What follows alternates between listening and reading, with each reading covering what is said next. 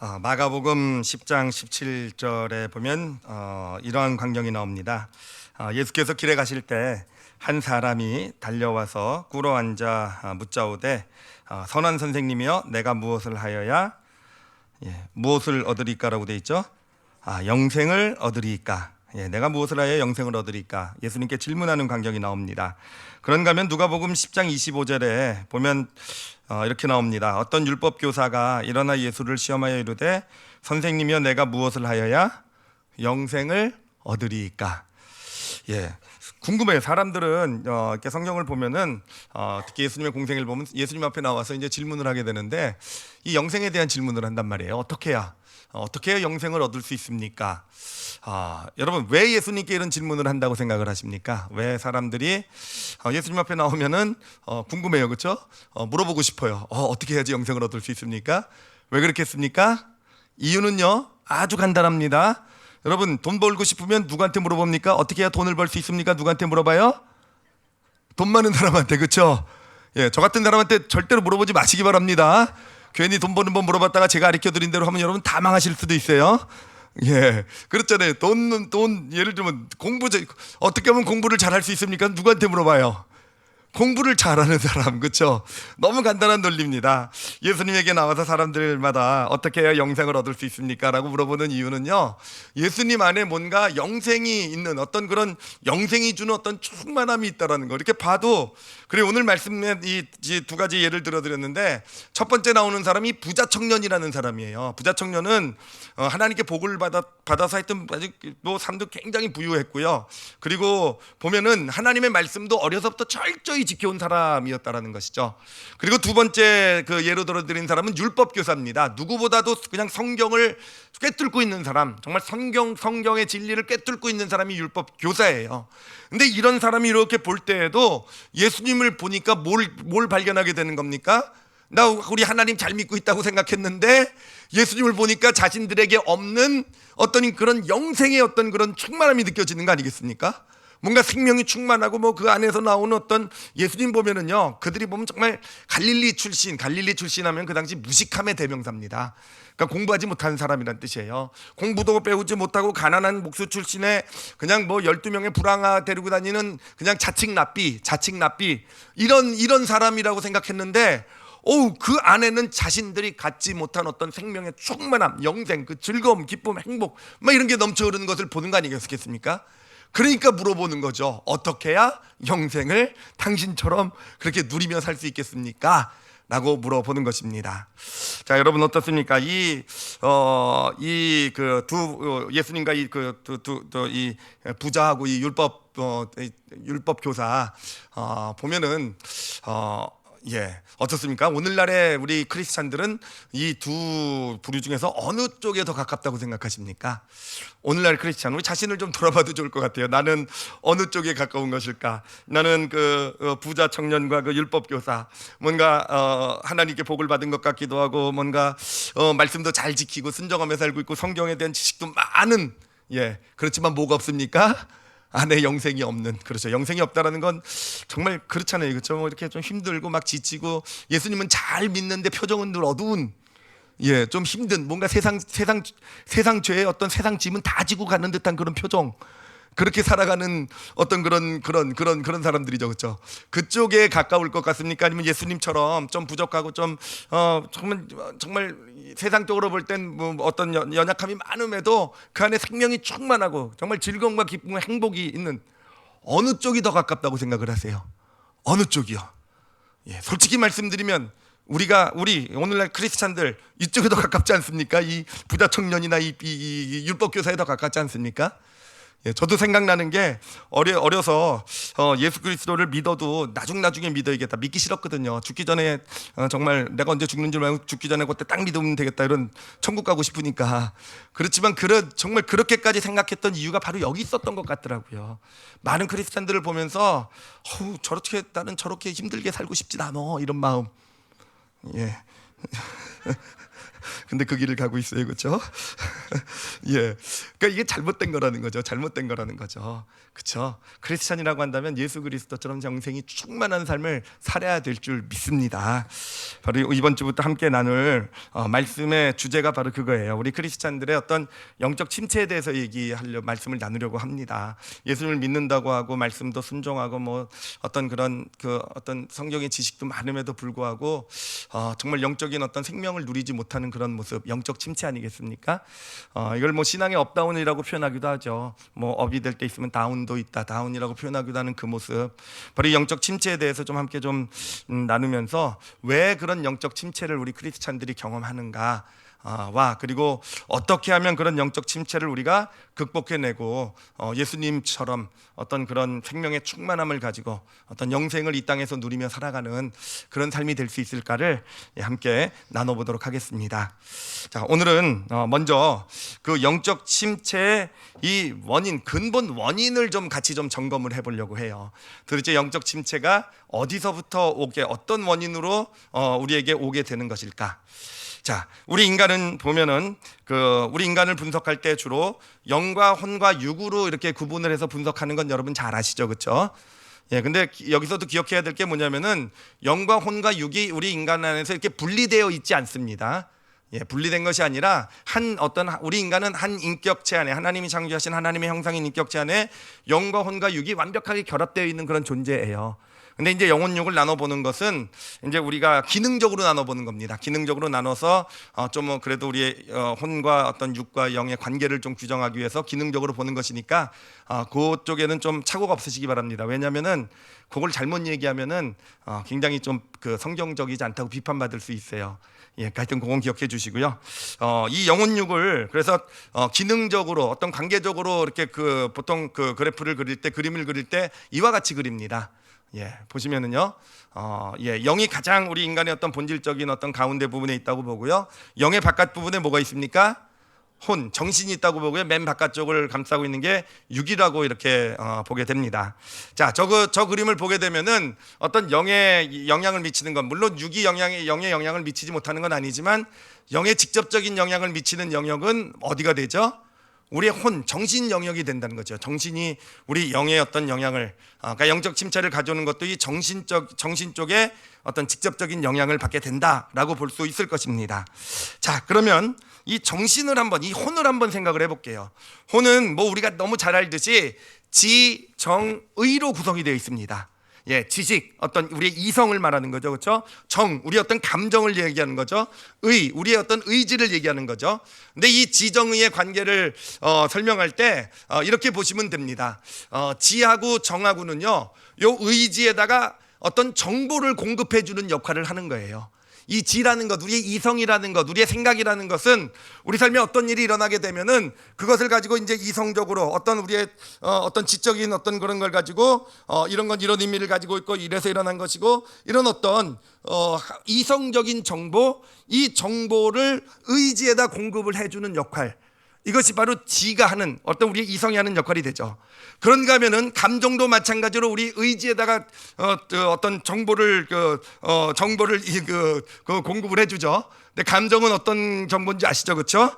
예, 우리의 감정, 뭐 슬픔, 뭐 이런 기쁨, 뭐 분노, 뭐 이런 감정들은 이제 의지에다 공급해주는 역할을 해요. 그런데 제가 인지과학하는 분들의 어떤 지정의를 이렇게 분석하는 걸 봤더니 이 지라는 것, 이 이성이라는 것을요, 그러니까 우리의 생각이죠. 생각을 의식 세계로 분류를 하더라고요. 왜냐하면은 이 이성이 우리 생각이 하는 일은요, 우리가 의식할 수 있다라는 거예요. 그러니까 어떤 현상이 벌어지게 될 때 생각이 막 돌아가잖아요, 그렇죠? 막 머리가 굴러가죠, 그렇죠? 예, 막 머리가 굴러가는 어떤 이게 논리를 만들고 거기서 어떤 생각을 해내고 하는 거는 그 과정을 우리가 다 의식할 수 있다 그래서 이 지적인 영역을 의식 세계라고 말하더라고요. 그리고 이 감정인 세계는요, 우리가 의식할 수 없는 무의식의 세계에서 이루어진대요. 그래서 뭔가 어떤 상황이 있고 환경이 주어지고 어떤 일들이 있게 될 때 어떤 지식이라는 것, 이성이라는 것은 다 그 과정이 인식되지만 이 감정이 올라오는 건 인식이 안 되고 뭔가 무의식의 세계에서 우리가 인식하지 못하는 어떤 거기서 뭔가 막 프로세스가 일어나 가지고는 그리고는 튀어나오게 된다는 거죠. 그러니까 이 감정이라는 것은 우리가 결과물만 볼 수 있다고 합니다. 예, 결과물만 볼 수 있는 게 이 감정이라고 해요. 하여튼 이렇게 생각과 감정이, 이 의식 세계와 무의식 세계가 이 의지에게 정보를 쫙 줍니다. 환경에 대해서, 상황에 대해서 정보를 쫙 주면 그 의지가 그것을 가지고 판단하고 결정하고 말을 하고 행동하고 삶의 모습을 결정해 나가게 되는 거예요. 자, 그러면은 여기서 볼 수 있는 게 뭐냐면, 의지는 사실 어떻게 보면 종속적인 존재입니다. 종속적인. 그러니까 정보를 받아가지고 종합해서 처리하는 어떤 역할을 해요. 자, 그러면 이제 중요해요. 우리가 진짜 우리가 생각해봐야 될 것. 오늘 말씀에서 우리가 꼭 좀 앞으로 말씀을 계속 나눠 나가게 될 텐데, 몇 주간 나눌 텐데, 기반이 되는 이제 아주 가장 중요한 질문이 이제 나오게 됩니다. 뭐냐면은요, 그래요. 지식과 우리 이성과 감정이 우리 의지에게 정보를 줘서 우리의 삶의 모습으로 나타나게 되는데, 도대체 이 이성하고 감정 중에서 어느 게 더 주도적인 역할을 할까라는 거예요. 어느 게 더 주도적인 역할을 할 것 같으십니까? 이 의지에 영향을 미쳐서 우리의 삶의 모습을 결정해 나가는데, 여러분 어떻게 생각하세요? 생각이 더 중요한 역할을 하겠습니까? 감정이 더 중요한 역할을 하겠습니까? 예, 대부분 많은 사람들이요, 여러분 하여튼 뭐 되게 잘 알았어요. 감정이라고 얘기해서 벌써 이렇게 무슨 어디서 듣고 오셨죠, 그렇죠? 혹시 일부 예배 듣고 온 거 아니세요? 근데 이제 사실요, 여러분 감정이라고 하신 분 많이 계시지만, 사실 우리 대부분요 이성이라고 생각을 해요. 이성이라고 생각해요. 어떻게 생각하냐면은, 아마 대답은 감정이라고 하셨어도 아마 이게 잘 짚어보면 본인도 이성이다 생각하시는 분도 많을 거예요. 왜냐하면 저도 그렇게 생각해 왔거든요. 보면은 어떤 환경이나 상황이 딱 벌어지면은요, 우리는 먼저 우리의 이성이 그것에 대해서 판단을 한다고 생각해요. 그래서 이건 이렇게 생겨났고 이 일의 의미는 무엇이고 이것은 나에게 어떤 의미를 가져다주고, 이성으로 우린 것을 이제 생각을 분석을 쭉 한 거요. 그것을 우리 감정에게 이제 전달을 해주게 되고요. 그런 감정은 그 정보를 가지고, 이성이 이건 이런 문제가 있고 저런 문제가 있고 이것 때문에 그런 것이고 저것 때문에 그런 것이고 이런 어떤 정보를 감정에 주면, 감정이 그것을 가지고 거기에 맞는 감정을 만들어낸다. 그래서 그렇으니까 분노하고, 그런 일이 있으니까 당연히 이런 일이 있었으니까 이건 내가 저 사람 미워할 수 있고, 이런 일이 있으니까 이거는 기뻐할 수 있고, 그렇게 해서 지식이 중심 역할을 한다라고 많이들 생각한다라는 것이죠. 여러분 솔직히 우리가 대부분 그렇게 생각해요. 여러분 아니라고 부인하실지 모르겠지만, 감정이라고 그렇죠, 시험 봐서 정답만 맞힌 거예요. 실제는 모르시고. 대부분 다 그렇게 생각하세요. 대부분 진짜 어떤 특히 영적 침체 같은 데 빠졌을 때 보시면은 정말 어떤 영적 침체에 빠져서 부정적이고 힘들고 어려운 상황에 들어간 거 보면은요, 다 뭐가 주도하고 있냐면 생각이 주도하고 있다고 생각을 해요. 그래서 다 설명하죠. 이 문제 때문에 요건 요렇게 돼서 요건 저렇게 돼서 요런 것 때문에 지금 내가 그래서 지금 분노하고 있는 거고, 내가 그래서 지금 슬퍼하고 있는 거고, 내가 그래서 지금 이 안에 저 사람을 저 사람을 미워할 수밖에 없고, 이렇게 생각한다고요. 그리고 그것이 결국은 우리의 삶의 모습을 결정해 가게 되는 거, 그것이 의지에 영향을 미쳐서 우리를 어떤 영적 침체라든지 이렇게 몰고 가게 된다라는 거, 이게 지식이 더 중요한 역할, 주도적인 역할을 한다라고 생각하는 그런 논리가 됩니다. 그런가 하면은요, 감정이 주도적인 역할을 한다라고 생각하는 것은, 그것은 어떤 의미가 있냐면은, 어떤 일이나 환경이 딱 발생하게 되었을 때 우리는 먼저 감정으로 반응한다라는 거예요.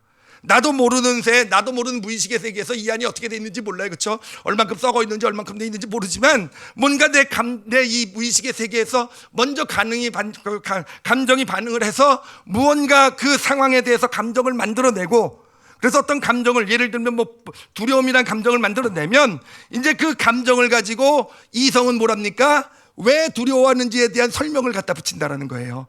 무슨 얘기인지 아시겠죠, 그렇죠? 거꾸로라는 거죠. 거꾸로 감정이 먼저 뭔가를 만들어내면, 이제 우리의 이성은요, 생각은요, 거기에다가 갖다 이유를, 어떤 핑계, 변명, 내가 왜 꼭 그래야 되는지, 내가 왜 이런 마음을 품었는지 그 이유를 갖다 붙인다라는 거예요. 그래서 우리의 삶의 모습이 그런 과정을 통해서 결정되어져 간다라는 거. 여러분 이렇게 들으니까 어느 쪽이 맞으신 것 같습니까? 솔직히요, 우리가 살아가면서 어느 쪽으로 주로 생각하고 살아가요? 대부분이요 다 이성이 중심이라고 생각해요. 머리로 먼저 내가 당연히 이런 상황에서 내가 이래야지, 이럴 수밖에 없지 하고 그에 맞는 감정을 만들어서, 그래서 내가 일을 처리한다고 생각을 해요. 내 삶의 모습이 결정된다고. 근데 감정이 중심인 것은요, 아니요. 감정이 먼저 나도 모르지만 뭔가 내 안에 감정이 올라오게 되고 그것에 따라서 이성은 쪼리되는 거죠. 생각은요. 그거에 그 합리화시키는 생각을 만들어내고 그것이 내 삶의 모습을 결정해 나가게 된다. 어느 쪽이 맞을까라는 것입니다. 어느 쪽이 맞을까? 이 어느 쪽이 맞을까를요, 이거를 성경에서 좀 한번 분석을 해볼게요. 성경의 예도 좀 들어드리고, 예를 들어드리고, 그다음에 성경 말씀을 가지고 한번 정확하게 짚어드릴게요. 그 예는요, 바울입니다. 바울을 보면은 기독교 역사상 예수님 다음으로 중요한 인물이죠, 그렇죠? 굉장한 믿음의 신앙의 사람이 바울인데, 바울도요 영적 침체에 빠진 적이 있었어요. 성경에서 영적 침체에 빠진 걸 고백한 적이 있었어요. 예, 바울도 빠지는 영적 침체, 우리도 빠질 수 있다. 맞죠? 예, 바울도 빠졌어요. 보니까 뭐라고 고백하고 있냐면 로마서 7장 24절에 이렇게 얘기를 합니다. 오라 나는 공고한 사람이로다. 이 사망의 몸에서 누가 나를 건져내랴. 여러분 어떻습니까? 진짜 바울이요 영적으로 무너져 있는 거 보지 않습니까? 자기 스스로의 삶의 모습을 보면서 오라 나는 곤고한 사람이로다. 정말 곤고하다. 이 사망의 몸에서 나를 누가 건져내랴. 정말 바울이 정말 영적 침체에 지금 바닥을 치고 있는 모습을 보게 됩니다. 근데 왜 이런 영적 침체에 빠졌는지를 보니까 7장 19절에 로마서 7장 19절에 이렇게 얘기해요. 왜 영적 침체에 빠졌냐면은 내가 원하는 바 선은 행치 아니하고 도리어 원하지 아니하는 바 악을 행하는 도다. 예, 그러니까 바울을 보면요, 자기를 보면은 뭔가 정말 자기 안에는 선을 행하길 원하는 어떤 그런 소원이 자리 잡고 있는데, 그런데 어느새 자기도 모르는 새 자꾸 어떻게 됩니까? 어떤 그런 자기가 원하고 이렇게 살아야 되고 이게 맞는 것이고 이게 옳다고 하는 모든 자기의 어떤 그런 게 분명히 있음에도 불구하고 자꾸 반대로 나간다는 거예요. 자꾸 영적 침체에 빠져든 자신의 모습을 원하지 않는 모습으로 자기가 되어져 가는 것을 바울은 보고 있는 거예요. 근데 여러분 이 경험을 보면서 이건 우리도 좀 경험하는 게 아닌가라는 생각이 들어요. 여러분 원하는 건 있는데 내가 원하는 것과 그대로 하지 못하고 원치 않은 것을 행하는 그런 경험들 있지 않으십니까? 예, 제가 예를 하나 들어드리면 아마 다들 있다고 긍정하실 거예요. 예 하나 들어드리도록 할게요. 제가 최근에 경험한 일인데 지난주가 저희 딸내미 그 학기말고사였거든요. 학기말고사인데 이제 학기말고사 열심히 공부해야 되잖아요. 그러니까 얘가 알아요. 공부해야 된다는 거. 열심히 해야 된다는 거 압니다. 그래서 딱 와서 집에 와서 공부하려고 딱 책 펴놓습니다. 그리고 나서 딱 재고 열심히 공부해야 되는 거 뭐가 옳고 지금 여기서 해야 되는 거 아는데요. 근데 딱 책 펴고 나서 뭐부터 봅니까? 유튜브부터 봐요. 그렇죠? 안 된다는 거 알면서. 그리고는 잠깐 5분만 봐야지 하고 얼마나 봅니까? 이건 절대로 저희 딸내미한테 얘기하지 마시기 바랍니다. 저 정말 힘들어져요. 집에 가가지고. 그래, 오래 봐요. 오래 봐요. 그리고 나서는 얘가 유튜브를 그렇게 오래 보고 나서 끝나고 뭐라고 얘기합니까? 오라 나는 공부한 자로다. 예, 여러분 그런 경험 없으세요? 예, 많으시죠, 그렇죠? 예, 많으시죠, 그렇죠? 이 공부뿐만 아니라 사실은 돌이켜 보면은 그래 우리는 이렇게 살아야 된다는 거 알면서 사실은 그렇게 살지 못하는 어떤 그런 모습 참 많아요, 그렇죠? 저도 참 그런 모습이 많아요. 특히 예수 믿기 전보다 예수 믿고 신앙의 길 걸어오면서 점점 더 많아지는 것 같아요. 왜 많아지는가 생각해봤더니 지금은 믿음의 길 걸어오면서 하나님의 말씀을 알아가면서 어떻게 살아야 되고 어떤 게 옳은지를 좀 더 알게 되잖아요, 그렇죠?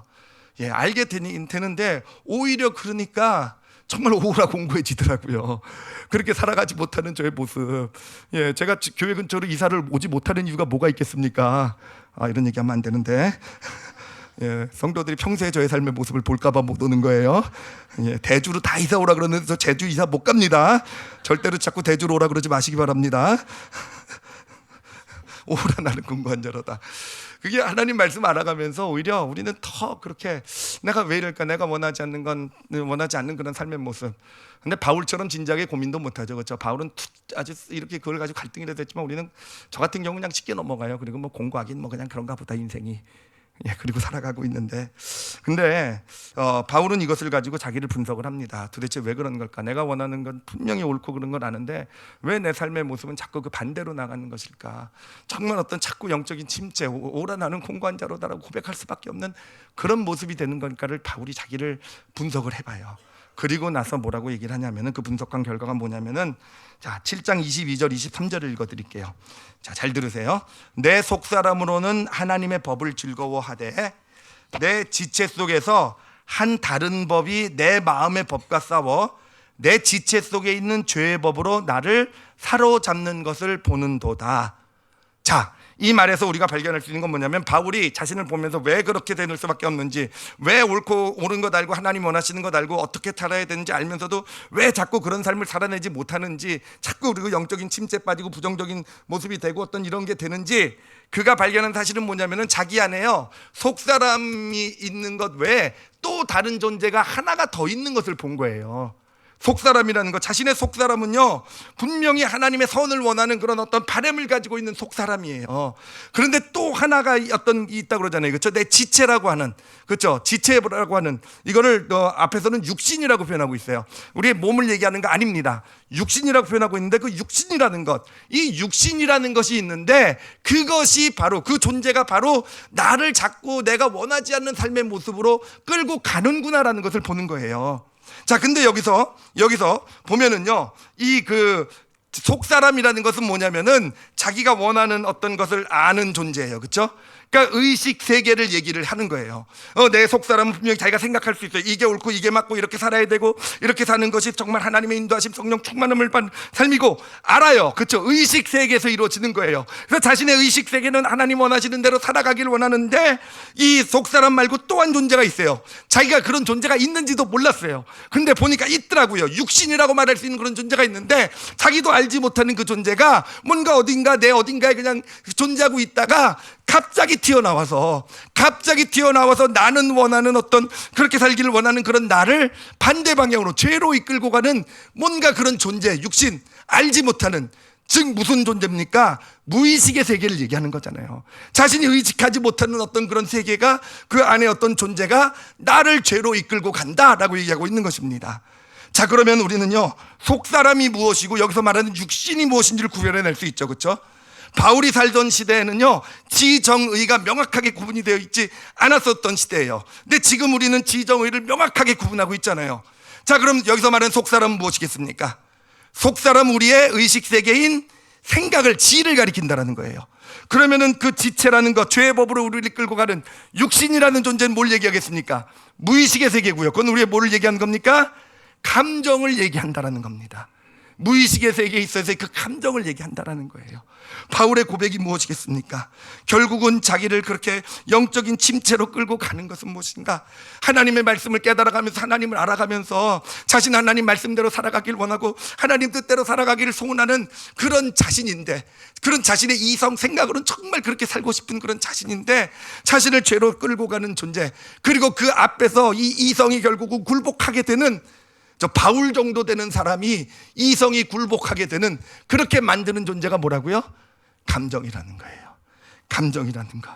이 감정이라는 것이요, 그래요, 우리의 어떤 삶의 모습을 결정해 간다는 겁니다. 특히 영적 침체로 끌고 가게 될 때, 우리를 삶의 어떤 부정적인, 좋지 않은, 정말 우리에게 기쁨이 없어지게 만들고 생명력이 없어지게 만들고, 우리에게 어떤 예수님을 믿는다고 하면서도 자꾸 낙심하고 자꾸 미워하고 자꾸 비평하게 되고 자꾸 비판하게 되고 자꾸 이런 어떤 영적 침체로 이끌고 가는 존재는요, 우리의 생각이 아니라 뭡니까? 감정이라는 거예요. 감정이 중심이라는 거예요. 감정이 어떤 상황이나 이런 것이 이루어질 때 이 안에서 이미 뭔가 나도 모르는 새 뭔가를, 감정을, 부정적인 것, 하나님이 원하시지 않는 뭔가를 만들어내는 것이고, 그럼 이성은요, 어느샌가 감정에 쫄이 되어져 버리는 겁니다. 인정하기 싫으실 거예요. 저도 공부하고 그러면서 인정이 안 되더라고요. 제가 그래도 얼마나 이성적인 사람인데, 그렇죠? 제가 저 공부도 많이 하려고 하고 책도 많이 읽고 그냥 하나님 말씀하면서 그냥 막 칼같이 분석해내려고 하고, 이래봬도 제가 되게 이성적이서 인정해 주시기 바랍니다. 그러니까 인정하기가 진짜 쉽지 않은 문제예요. 우리 그렇게 얘기하잖아요. 우리 인간이 만물의 영장인 이유는 우리에게 이성이 있어서라고 얘기하잖아요. 그래서 인간은 생각하는 이게 맞는 말인지 모르겠지만 어찌됐든 이성적인 존재가 뭐 인간과 동물을 구별한다, 이게 우리 인간의 자부심이잖아요. 이성이라는 거. 나에겐 생각할 능력이 있고 생각에 따라서 행동할 수 있는 어떤 삶을 살아낼 수 있는 능력이 우리에게 있다, 이게 이 자부심으로 살아가고 있는 우리인데, 바울이 성경을 통해서 우리에게 보여주는 거예요. 아니, 그렇지 않다라는 거. 우리 안에 있는, 특히 우리를 부정적인 삶의 영적인 침체로 끌고 가는 바로 그것은, 우리의 삶을 결정하는 것은 바로 이 감정이 된다라는 거. 그것이 그것이 결국은 이성까지도 쫄로 만들어서 어떤 감정을 만들면 거기에 대한 이유, 핑계, 변명 갖다 붙이는 거죠. 갖다 붙이게 만들어서, 그래서 자기가 지금 앞으로 할 행동, 자기가 앞으로 살아갈 삶의 모습에 대해서 정당화를 시키는 겁니다. 예, 그게 바로 우리가 영적 침체로 빠져드는 근본 원인이 된다는 것입니다. 성경은요, 우리의 감정에 대해서 이렇게 얘기를 해요. 그 예레미야서 17장 9절 말씀이에요. 17장 9절에 이렇게 얘기합니다. 여러분 잘 보세요. 성경이 뭐라고 하고 있는지. 만물보다 거짓되고 심히 부패한 것은 뭐라고요? 마음이래요. 우리의 감정이래요. 그래요. 근데 그 밑에 뭐라고 됐습니까? 누가 능히 이를 알리오마는, 잘 모른대요. 모르는 게 아니라 인정하기 싫은 거죠.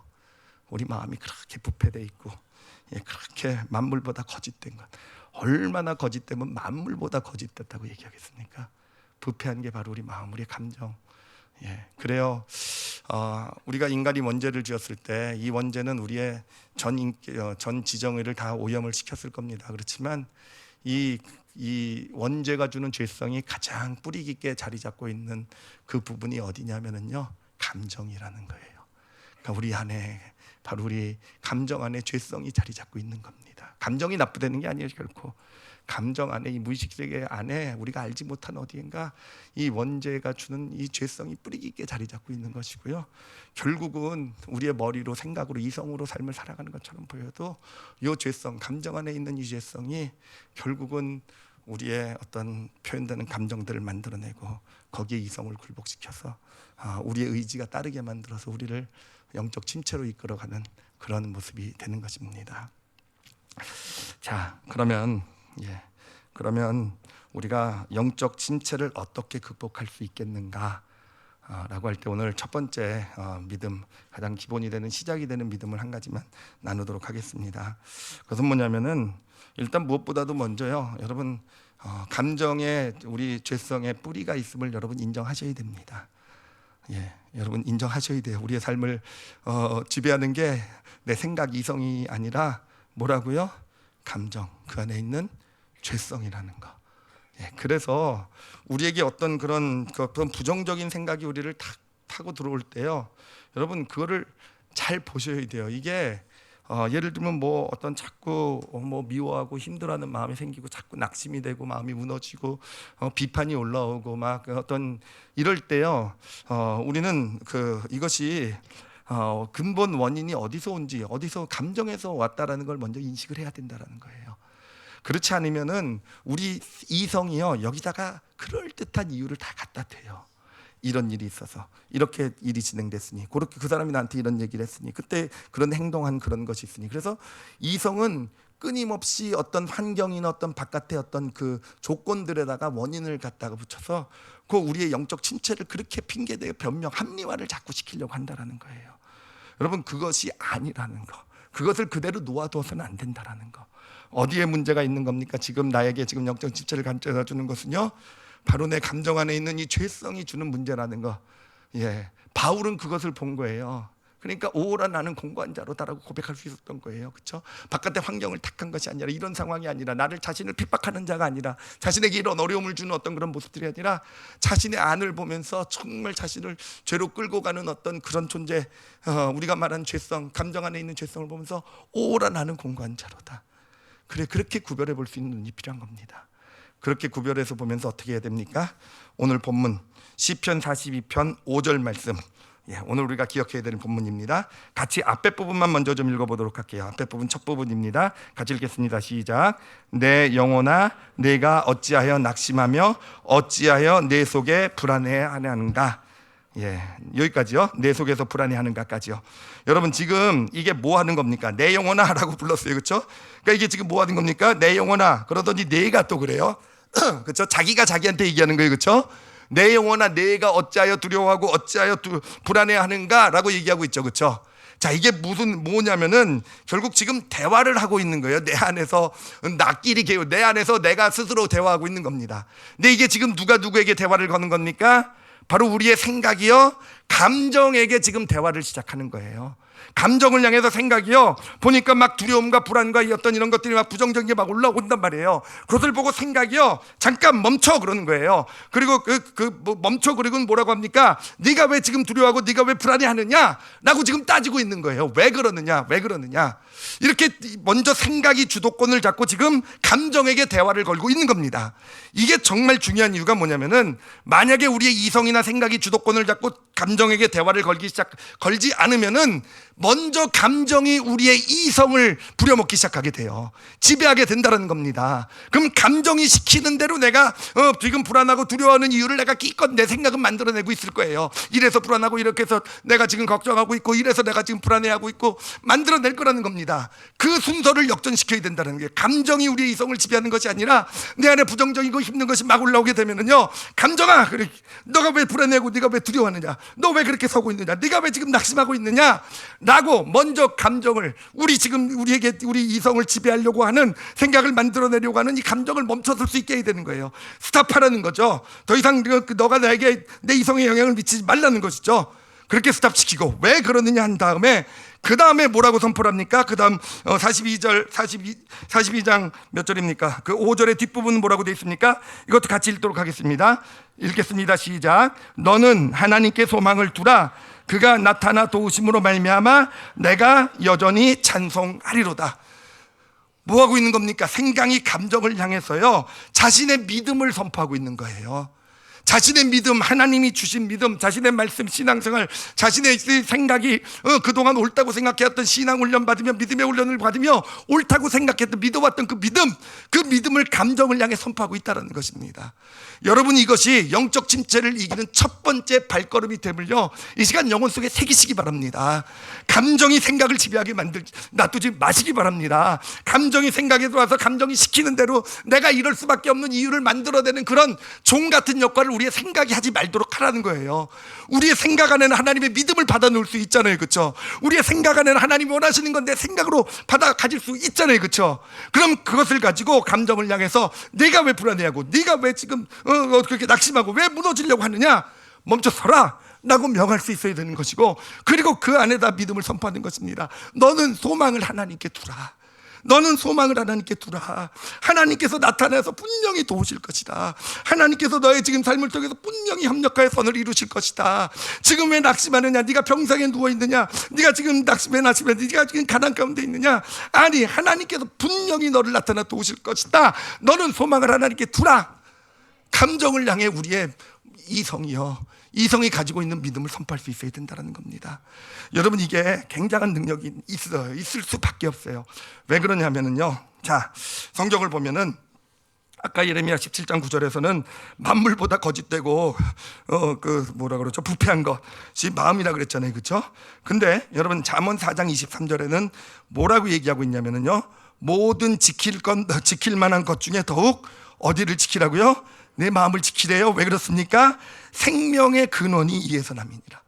우리의 감정 안에는요, 생명의 근원이 또한 있다라는 겁니다. 그래요. 요한복음 7장 38절도 한번 읽어드릴게요. 나를 믿는 자는 성령의 이름과 같이 그 배에서 생수의 강이 흘러나오리라 하시니, 그 배에서 생수의 강이 흘러나온대요. 근데 여기 생수의 강은 뭐라고 되어 있냐면은 보충 설명을 해요. 생수의 강은 바로 성령 하나님을 가리키는 것이다 라고 얘기하고 있어요. 근데 생수의 강이 어디서 흘러나옵니까? 배에서 흘러나온대요, 배에서. 근데 이 배에서 흘러나온다는 의미가 뭐냐면은, 여러분, 예전 이스라엘 개념, 히브리적 개념에서 보면은요, 우리는 마음이 아프다 그럴 때 여기 가슴이 아프다 그러잖아요. 그들은 마음이 아프다 그럴 때 어디 아프다 그런지 아십니까? 배가 아프다 그래요. 예, 화장실하고는 다른 거죠. 배가 아프다. 그러니까 이들은 그 히브리적 개념에서 보면 우리의 감정의 근원이 어디 있냐면은, 감정의 다 소스, 그 올라오는 어떤 감정의 근원요, 배에 있는 거예요, 배에 있는 것. 그러니까 그 배에서 생수의 강이 흘러나오리란다는 건 어디서 생수의 강이 흘러나온다는 겁니까? 우리 감정의 근원, 무의식의 세계 어디선가 생수의 강의 근원이 있고, 바로 생수의 강의 근원이 터져 나오게 되는데, 바로 우리 믿는 자에겐 그 생수의 강의 근원이 누가 되십니까? 성령 하나님이 되신다라는 거예요. 그러므로 우리가, 그래요, 부정적인 일이 있고 정말 힘들고 어려운 일 상황이 닥쳤을 때 우리의 죄성은요, 주도권을 잡고 우리에게 부정적인 감정을 주고 우리의 이성을 신하처럼, 하인처럼 부려먹으려고 해요. 그때 우리가 무엇을 깨워야 되겠습니까? 이 죄성을 굴복시켜야 되고요. 너는 잠잠하라. 너는 왜 불안해하고 두려워하냐? 멈춰설 수 있게 만들어야 되고요. 믿음을 선포하는 겁니다. 믿음을 내 감정을 향해 선포하는 거예요. 너는 기뻐하라, 너는 감사해라, 너는 하나님께 소망을 두라. 그러면 우리 안에 뭐가 터져 나옵니까? 이 감정, 똑같은 감정 안에 생수의 강이 있어요. 그 생수의 근원이 거기 있어요. 성령님께서 그 안에서 우리에게 어떤 생명을 터뜨려 주시는 은혜를 보여주시는 겁니다. 그래요. 그렇게 믿음을 선포함으로써 우리 안에 생수의 강이 터져 나오게 되고, 우리는 영적 침체가 아니라 그런 힘들고 어려운 그런 상황 가운데서도 원래 같았으면 무너지고 좌절해야 되는 그런 상황에서도 오히려 생수의 강이 터져 나오고 기뻐하고 감사하고 즐거워하면서 그렇게 믿음의 길을 걸어갈 수 있게 되는 것입니다. 그래요. 우리 그 말씀 초반에 나눴던 것처럼 이 부자 청년이나 율법 교사들은 그걸 몰랐던 거죠, 그렇죠? 그래요. 믿음 좋다고 생각하고 성경 많이 한다고 생각했지만, 그래요. 자신의 안에 있는 감정, 죄가 시키는 대로 살았던 인생, 죄성이 시키는 대로. 근데 또 알긴 아니까, 머리로 많이 하니까, 그렇게 살면 안 된다는 거 아니까 어떻게 합니까? 숨어서 죄 짓고, 그렇죠? 위선할 수밖에 없고, 그렇죠? 그리고는 어떤 그 죄를 그 죄가 주는 어떤 그런 감정에 지금 지배당하고 있으니까 어떡합니까? 사람들 정죄하고 비판하고, 그런 모습밖에 되지 못한 거 아니었겠습니까? 예수님은 정말 아무것도 없으셨고, 사람들 볼 때는 어떤 조건도, 어떤 그런 생명의 조건도, 세상의 어떤 그런 조건도 없었음에도, 그래요, 그 영혼 안에서 늘 생수의 강이 흘러나오고 믿음을 선포하시고 어떤 믿음으로 당당하게 세상을 살아가시고, 그런 예수님을 보면서 모두가 다 어떻게 하면 영생을 얻을 수 있습니까?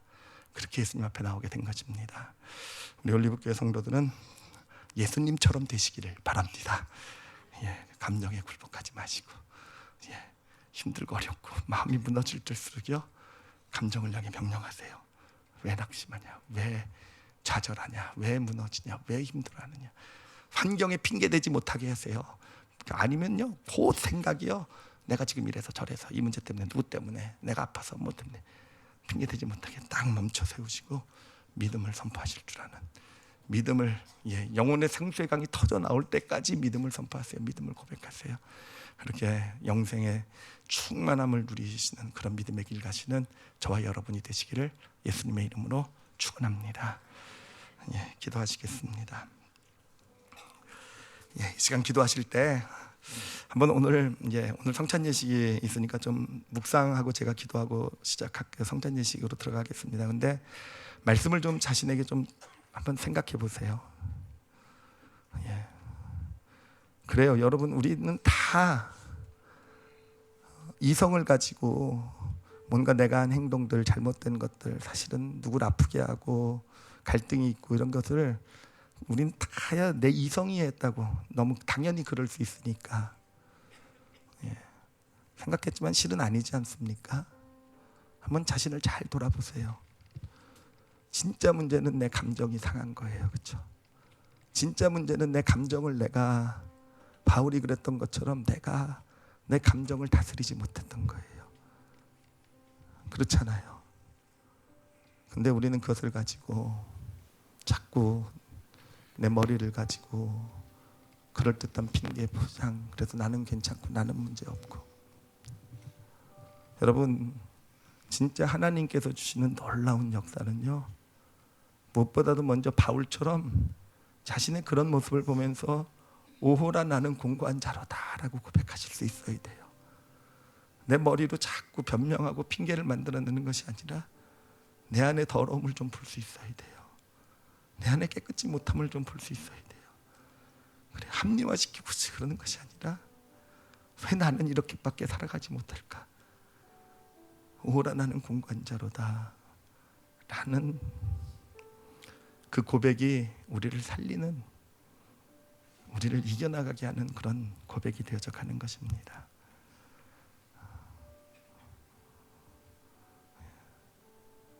현재 자신의 삶을 돌아보시면서, 그래요, 시편 기자의 고백을 또 한번 마음에 좀 새겨보세요. 그래요, 현재 어떤 일들, 자신에게 염려, 걱정, 근심, 힘든 것을 주는 일들을 보면서, 그렇죠, 여러 가지 생각들, 논리로 핑계 변명들 만들어 왔던 거 이제 좀 스탑시켰으면 좋겠어요. 내가 이럴 수밖에 없는 이유에 대해서 그럴듯한 이유 갖다 대는 거 스탑시켰으면 좋겠어요. 그래, 내가 이렇게 지금 분노하고 힘들어하고 하는 거에 대한 이유, 지금 내 머리로 사람들이 왜 그러냐 그러면 쫙 설명하잖아요. 그거 좀 스탑시켰으면 좋겠어요. 스탑시켰으면 좋겠어요. 명령하세요. 내 영혼아, 네가 왜 분노하고 있느냐? 내 감정아, 네가 왜 지금 낙심하고 있느냐? 스탑시키세요. 더 이상 변명 핑계하지 마시고 거기다 믿음을 선포하세요. 하나님이 하실 것이다. 속으로 지금 한번 조그맣게 한번 소리 내서 한번 고백해 보세요. 너는 소망을 하나님께 두라. 너는 소망을 하나님께 두라. 선포하세요. 자신의 영혼을 향해. 하나님께서 능히 너를 도우실 것이라. 하나님께서 그 모든 것까지 다 선으로 만들어 주실 것이라. 더 이상 감정이 움직이게, 나를 지배하게 만들지 마세요. 그 지금 나를 지배하는 감정은요, 죄성의 감정이에요. 선포하셔야 돼요. 믿음을 선포하셔야 돼요. 하나님이 하실 것이다. 하나님이 하실 것입니다. 하나님이 하실 것입니다. 하나님이 오르십니다. 하나님이 선을 만들어 가실 것이라는 것. 그 믿음이 우리 안에 어느덧 생수강을 터뜨리는 것이고, 그 생수강이 터져 나오면서 우리는 영적인 충만함을 회복하게 되는 것이고, 그렇게 믿음의 길을 가게 되는 것입니다. 제가 기도하겠습니다. 하나님 감사합니다. 이 시간에 우리의 영적 침체 근본 원인이 무엇인지 함께 나누고, 하나님, 여기 있는 모든 분들이 깨달았음을 아버지 믿습니다. 하나님, 깨달았으니 이제는 우리 감정 안에 있는 죄성에 속지 말게 하여 주시고, 당신이 주신 믿음을 선포하며 그 믿음으로 우리의 생수의 강을 터뜨려, 우리 감정 안에 생수의 강을 터뜨려가며 그렇게 영적인 충만한 삶을 살아내는 우리 성도들 되게 하여 주시옵소서. 하나님, 지금 이 시간 성찬 예식을 행하려고 합니다. 예수 그리스도의 살과 피를 마시는 것이 우리에게 지금 이 시간 능력이 되길 원합니다. 하나님, 우리 죄성이 굴복하게 하여 주시고 예수 그리스도의 살과 피가 우리의 생수의 강을 터뜨려내는 놀라운 능력이 되게 하여 주시옵소서. 감사드리며 예수님 이름으로 기도드렸사옵나이다. 아멘.